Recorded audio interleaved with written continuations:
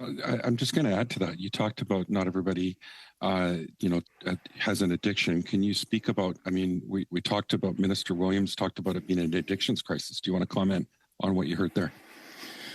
Yeah, I mean, if it was an addictions crisis, look, you could look back to decades of past where alcohol consumption is the highest rate of addiction in the countries forever. It is like the number one drug. So if it was an addictions crisis, then why didn't we call it an addictions crisis 20 years ago? It's really a toxic drug crisis because the drug supply has just shifted and changed. Yes, sure, there is people who are struggling with addiction, who are using substances. I'm not denying that.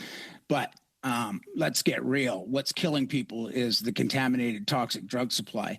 And some people, yes, they may struggle with an addiction. But again, being a chronic relapsing condition, I went to treatment over a dozen times. And the majority of people who go into treatment don't walk in the front door and out the back door and just, their life changes. This is a process. Recovery is a long journey for a lot of us, the majority of us. I think, one of the things that we have to look at and be real with is look at how do we treat death, people from dying, and then also how do we support people and treat addiction. But you can't treat addiction if people are dead.